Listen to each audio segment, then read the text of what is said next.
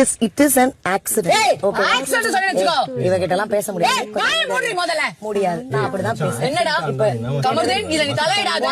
என்ன ஆக்சிடென்ட் நீ பாத்து உனக்கு நான் வந்து இவன் என்ன சொன்னாலும் உண்மை ஆயிடுமா? எதுக்கு ஆக்சிடென்ட்?